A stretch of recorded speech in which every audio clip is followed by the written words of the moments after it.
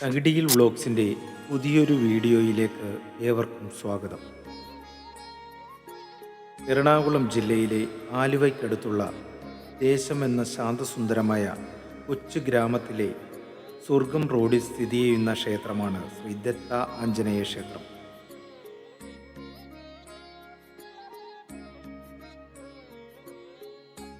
പെരിയാറിൻ്റെ തീരത്ത് ഉത്തരേന്ത്യൻ വാസ്തുവിദ്യാ ശൈലിയിലാണ് ഈ ക്ഷേത്രം നിർമ്മിച്ചിരിക്കുന്നത്. മറ്റു ക്ഷേത്രങ്ങളെ അപേക്ഷിച്ച് തികച്ചും വ്യത്യസ്തമായ പൂജാവിധികൾ നിറഞ്ഞ ഒരു ക്ഷേത്രമാണ് ദത്ത ആഞ്ജനേയ ക്ഷേത്രം. പ്രധാന പ്രതിഷ്ഠയായ സിദ്ധരാജ ദത്താത്രേയ ഭഗവാൻ സുസ്മേരവദനായി ശംഖ്, ചക്രം, ഡമരു, ത്രിശൂലം, കമണ്ഡലു, കാമധേനുക്കളാൽ അഭയഹസ്ത വരദായകനായി ഇവിടെ വാണരുളുന്നു.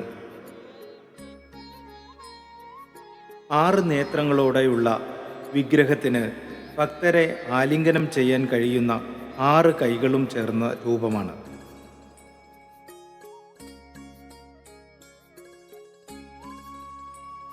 ത്രിമൂർത്തി ഭാവത്തിലുള്ള സിദ്ധരാജ ദത്താത്രേയ ഭഗവാൻ ഭക്തവത്സലനായി ഭക്തരെ അനുഗ്രഹിക്കാനായി ഇവിടെ നിലകൊള്ളുന്നു.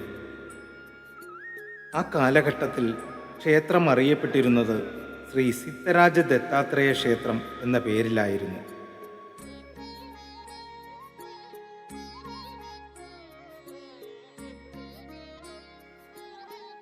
ആയിരത്തി 1991 മാർച്ച് മാസം 18-ാം തീയതി മൈസൂരിലെ അവധൂത ദത്താപീഠത്തിലെ പ്രധാന ആചാര്യനും തലവനുമായ ആദരണീയ ഗുരു ശ്രീ ഗണപതി സച്ചിദാനന്ദ സ്വാമിജിയാൽ ഭക്തർക്ക് സമർപ്പിക്കപ്പെട്ട ശ്രീ സിദ്ധരാജ ദത്താത്രേയ ക്ഷേത്രത്തിൽ അതോടൊപ്പം തന്നെ ശ്രീ മഹാഗണപതിയുടെ വിഗ്രഹവും ഉപദേവതയായി പ്രതിഷ്ഠിക്കപ്പെട്ടിരിക്കുന്നു.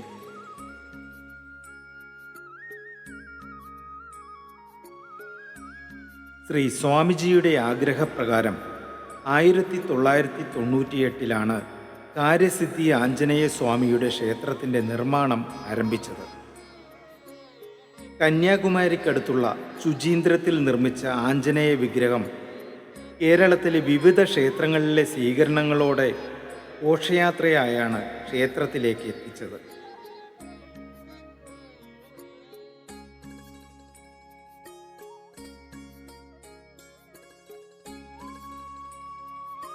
ആയിരത്തി 1999 ഡിസംബർ മാസം 13-ാം തീയതിയാണ് കാര്യസിദ്ധി ആഞ്ജനേയ സ്വാമിയുടെ അതുല്യമായ പ്രതിഷ്ഠ നടത്തിയത്. ആഞ്ജനേയ സ്വാമികളുടെ പ്രതിഷ്ഠയ്ക്ക് ശേഷം ശ്രീ സിദ്ധരാജ ദത്താത്രേയ ക്ഷേത്രം ശ്രീ ദത്ത ആഞ്ജനേയ ക്ഷേത്രം എന്ന പേരിൽ അറിയപ്പെടുവാൻ തുടങ്ങി.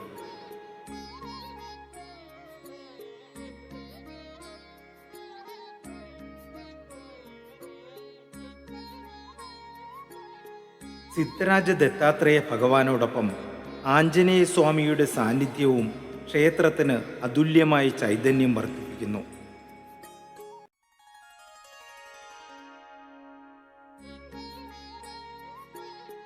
കാര്യസിദ്ധി ആഞ്ജനേയ സ്വാമിയോടൊപ്പം ശ്രീരാമചന്ദ്ര ഭഗവാൻ, സീതാദേവി, ലക്ഷ്മണസ്വാമി എന്നിവരുടെ പ്രതിഷ്ഠകളും ശ്രീകോവിലിൽ പ്രതിഷ്ഠിച്ചിട്ടുണ്ട്.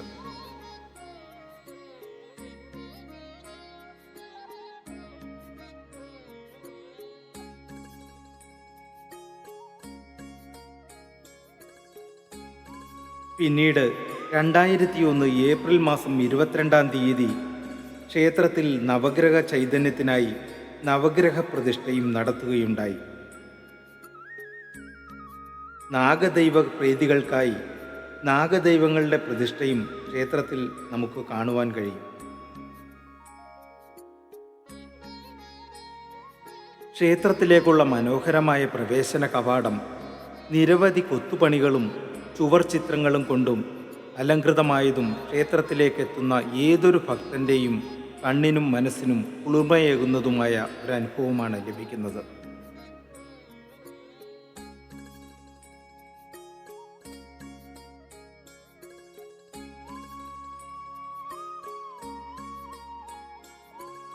പ്രവേശന ഗോപുരത്തിലൂടെ ക്ഷേത്രത്തിൽ പ്രവേശിക്കുന്ന ഭക്തർക്ക് ക്ഷേത്രത്തിൻ്റെ വലതുവശത്തായി Datta charitable clinic, book stall എന്നിവയും ക്ഷേത്രത്തിൻ്റെ ഇടതുവശത്തായി അന്നപൂർണ മന്ദിരവും കാണാൻ കഴിയുന്നതാണ്.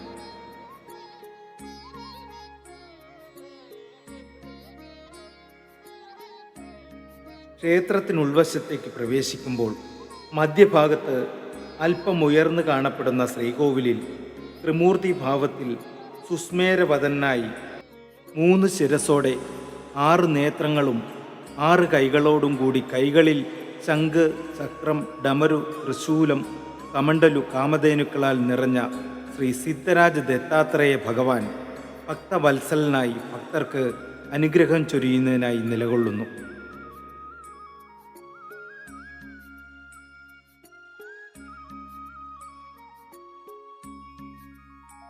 ക്ഷേത്രത്തിൻ്റെ പിൻഭാഗത്ത് പ്രദക്ഷിണ വഴിയിൽ ഭഗവാന് ഏറെ പ്രിയപ്പെട്ട ഊടുംബര വൃക്ഷം അഥവാ നമ്മുടെ നാട്ടിൽ അറിയപ്പെടുന്ന അത്തിമരം നിൽക്കുന്നുണ്ട്. പ്രധാന ക്ഷേത്രത്തിൻ്റെ ഇടതുവശത്തായി ഭക്തജന പരിപാലനത്തിനായി സർവ്വവിഘ്നങ്ങൾ അകറ്റുന്ന ശ്രീ മഹാഗണപതിയുടെ സന്നിധി സ്ഥിതി ചെയ്യുന്നു. വലതുവശത്തായി ശ്രീ കാര്യസിദ്ധി ആഞ്ജനേയ സ്വാമിയുടെ സന്നിധിയും സ്ഥിതി ചെയ്യുന്നു. കാര്യസിദ്ധി ആഞ്ജനേയ സ്വാമിയുടെ പ്രതിഷ്ഠയ്ക്കൊപ്പം നാഗേന്ദ്ര ദൈവങ്ങളുടെ വിഗ്രഹവും പ്രതിഷ്ഠിച്ചിരിക്കുന്നു. ആഞ്ജനേയ സന്നിധിയുടെ മുന്നിലായി നവഗ്രഹ പ്രതിഷ്ഠയും നമുക്കിവിടെ കാണുവാൻ കഴിയും.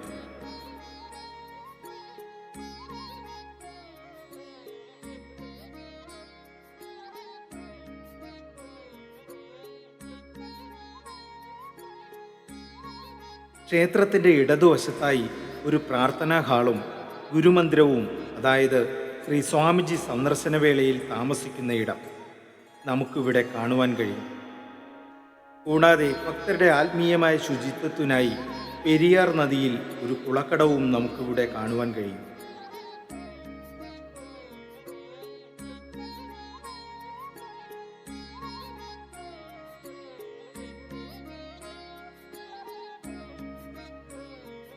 ക്ഷേത്രത്തിലെ ഏറ്റവും പ്രശസ്തമായ ഒരു വഴിപാടാണ് നാളികേര പൂജ.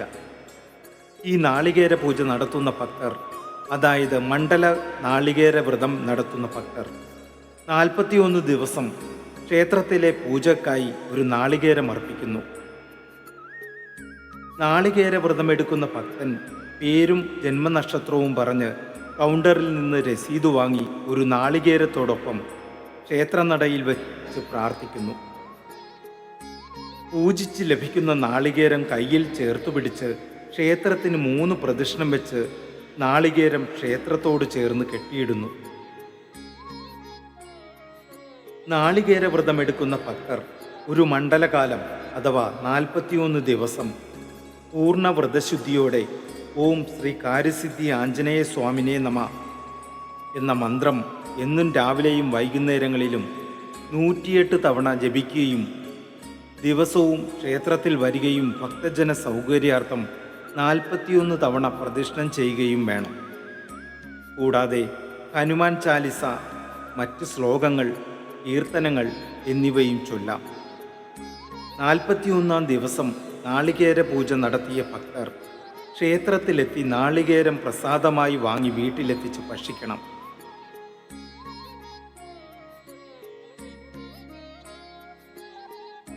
ഈ നാളികേര പൂജ നടത്തുന്നതിലൂടെ ഭക്തരുടെ ആഗ്രഹങ്ങൾ നിറവേറ്റപ്പെടുമെന്നും തടസ്സങ്ങൾ നീങ്ങി കഷ്ടപ്പാടുകൾ അവസാനിച്ച് ജീവിതത്തിൽ ഐശ്വര്യവും വർദ്ധിക്കുമെന്നുമാണ് ഭക്തരുടെ അനുഭവവും വിശ്വാസവും.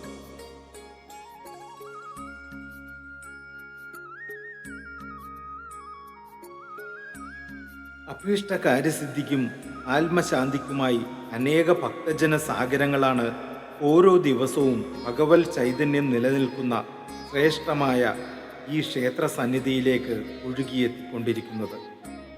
ഏവർക്കും ഭഗവത് അനുഗ്രഹം പ്രാപ്തമാവട്ടെ എന്നാശംസിക്കുന്നു.